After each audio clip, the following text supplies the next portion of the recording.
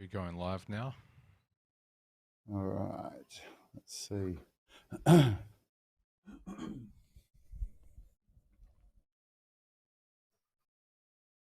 Okay, we are live. I can see us on the feed.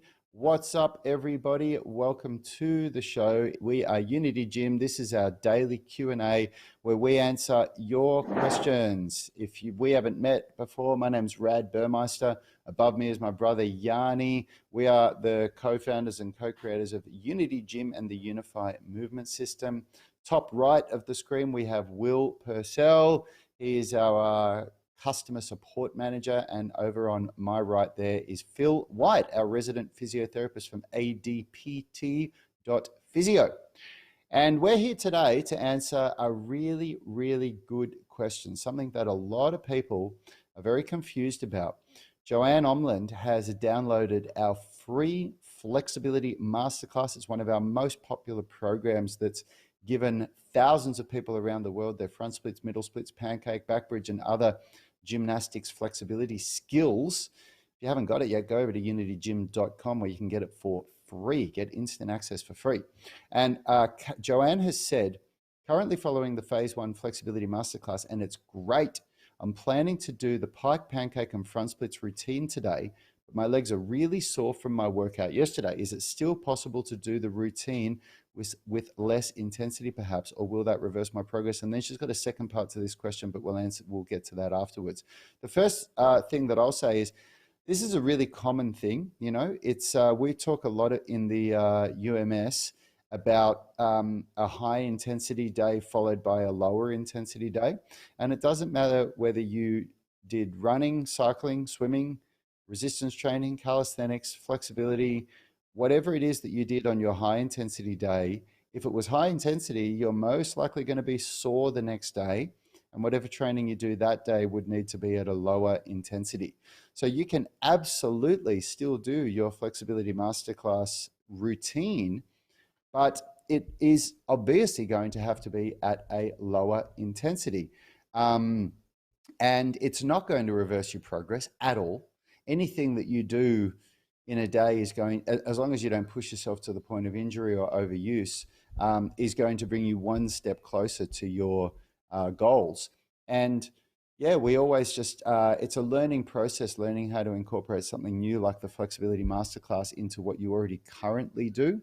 And going forward, you really just want to decide what you want to see the biggest progress in. Was it whatever it was that you did yesterday that's made you this sore, or is it in the Flexibility Masterclass? And once you make those decisions, then you can start to decide which sessions do you want to push yourself a little bit more in, and which ones do you want to take it a little bit easier in. So short answer, absolutely still do the workout today. Do it at a lower intensity so that it doesn't make the pain and the stiffness that you're feeling in your body worse. That's my 2 cents. Yep.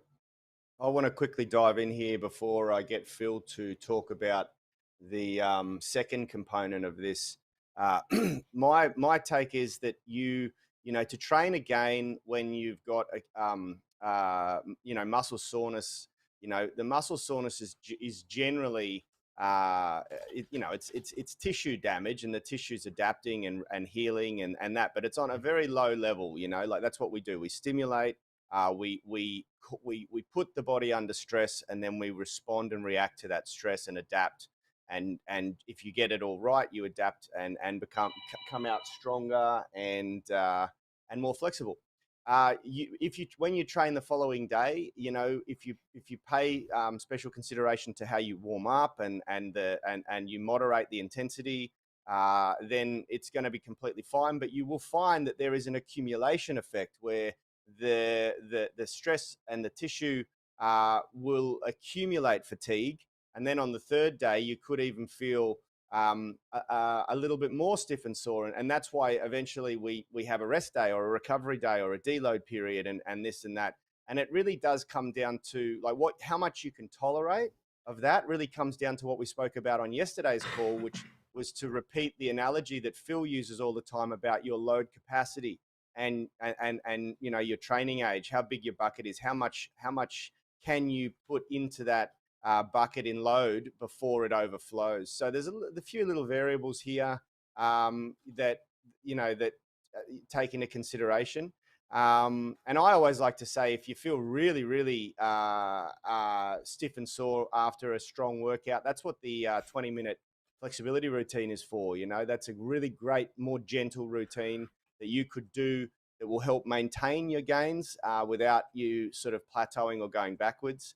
And also, my final comment is that's one of the reasons why I think it's a really important thing to understand, that true flexibility cannot be achieved in the absence of strength, and vice versa. And so make sure that you're doing something that is developing strength, which is also going to help build that load capacity up as well. So, any of our UMS programs will give you a really great representation of how we couple strength and flexibility training together to give you the whole picture. And so that's another consideration. Make sure you're doing something that's developing strength. It sounds like you are, because you've mentioned a dance instructor there, and dance generally will do that, at least a little bit, depending on what style of dance you're doing. Right. Before I jump into just quickly expand on that, just remember the bucket is a magical bucket, just to get this analogy clear. So it will gradually the bucket will get bigger, and your capacity will build if you gradually build your work up. But again, if you've had a bunch of time off, your bucket will contract and become smaller and be less. So it's just a really important realize it's like there's one amount of exercise or load that's too much depending on where you're at. And just quickly on muscle soreness, or do you want to do the second part of a comment about the? I feel that, we might want to do this one first, Phil, because I feel that it's going to give you a little bit more to talk about. So Joanne has a second part to this question where so Ben Lodge, one of our senior UMS members, has chimed in and given us some really good insight, which is very much in alignment with what we just said. And then Joanne has responded to that by saying, thanks, that was helpful. My old dance teacher used to tell me that if you stretch sore muscles, you'll tear the muscle fibers. But I've also read that stretching sore muscles actually helps. So that's a little confusing to me. The first thing I want to say to that, and before Phil has a go here, is that I have had martial arts teachers in the past who were exceptionally good at martial arts, but their advice around physiology, anatomy, recovery, what goes on in the body was exceptionally bad because they are not trained in it. And that advice, I would say, falls into the latter category. That is exceptionally bad advice. And it really goes down into a misunderstanding of what's going on, even what stretching maybe is. Maybe the type of stretching you did in dance, if your muscles were sore, maybe that might tear muscle fibers. But Phil, do you want to chime in on this one? Yes, I think the first thing to start off with is what is it that actually develops this sort of next day pain? So the DOMS is what it's commonly known as, delayed onset muscle soreness. It's typically lengthening under tension. So if you think about, we use the terminology of concentric and eccentric contraction. So a concentric is lifting things up, and a eccentric is lowering down under tension. So if we think about a bicep curl, lifting up is the concentric and lowering under tension. So you're basically slowing down gravity is the eccentric phase. And so it's that lengthening under tension that does do the most muscle damage, which is exactly what we're looking at. A small amount of overload and muscle damage to then build up and repair those muscles, make them bigger and stronger. So when you get into the type of stretching in the Unity program, it's a lot of end range strength. It's a lot of this sort of lengthening under tension, which is perfect for building up flexibility. But yeah, it is likely to make you a bit more sore than maybe some other flexibility protocols, or if you've done no flexibility whatsoever. So when thinking about is that it's more of a neurological than a muscle lengthening process. So what we're trying to do is really teach your brain to allow your body to go through a large range of motion. That's happening both the muscles. And if you want to do flexibility, then like going hard and pushing yourself to absolute limits and to the absolute endless at a really improvement. So is my sorry, sound Phil, cutting out today, Phil, or are we? yeah, it's cutting out pretty badly. But I know what you said, so I'm just going to relay what Phil said there.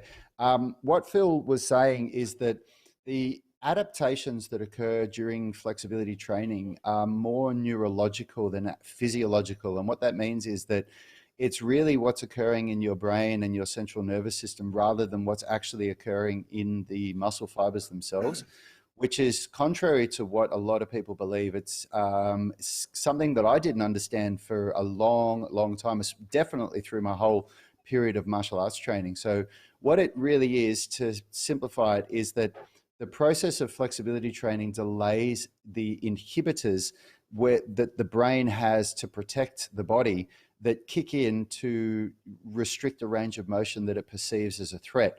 And what happens is that if you do flexibility training to a level that causes real pain and discomfort the next day, you actually stifle that process of flexibility training being the intention of it to delay when those inhibitors kick in. So if you try to bend over and touch your toes and you can barely get past your knees, that's when the inhibitors are kicking in. And through good flexibility training, you delay when those inhibitors kick in, and now all of a sudden you can get past your knees and touch your toes. The muscles themselves haven't actually gotten more flexible. All that's happened is that the inhibitors are kicking in later. But if you stretch or do flexibility training to the point of pain and discomfort, you actually reinforce what the brain perceived as a threat, and those inhibitors can even start to kick in even earlier. Is that pretty much what you were saying, Phil, in a nutshell? Yeah, just about. But like going to fairly intense stretching, like you guys do some fairly intense stretching and it doesn't send you backwards, but it's all about managing it over time, so you wouldn't do back to back sessions of that. Otherwise that's going to cause you some stress. I will just call you up on a site just because I'm pedantic with this stuff, but you said it's not you said physiological and neural, whereas physiological would encapsulate the nervous system. So I'm going to say it's not a morphological change. So it's not a change in like the little terminology pedantic. Yeah. No. This is why we love having Phil here, guys, because having a physiotherapist here, he can fact check us right on the spot and make sure that we're using the right terminology, which is awesome. So look, and you know what Phil just said there about doing a session straight after another tough session. This is exactly why in the flexibility masterclass, for example, we only do the middle splits once a week, because the level of intensity in that once a week middle split session is so great that you really would not want to be doing that a second time in a 7-day period. And general mobility, like the 20-minute flexibility routine that we also offer for free, is more than enough to do daily to maintain those flexibility gains that you made with the middle splits. Now, guys, we are out of time. We've got to jump into our 28-day Kickstart course now to give them their daily coaching. And if you haven't yet got the flexibility masterclass and the 20-minute flexibility routine, they're completely free, no strings attached. Go to our website, unitygym.com. And if you are ready to take your training up a notch and really commit to something that's going to make you strong, flexible, and fit with a focus on weight loss, which is what most people want at the start of the year, then join the 28-day Kickstart, which we've just launched again on our website, unitygym.com. Thanks, everyone. And and Gregory Buttocks on YouTube, you said, can I ask a question here? Yes, you absolutely can. I didn't see you ask it. So if you have a question, ask it.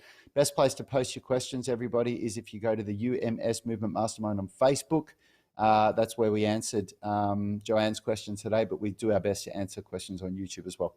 Anyway, have a great day, everyone, and we'll see you all tomorrow.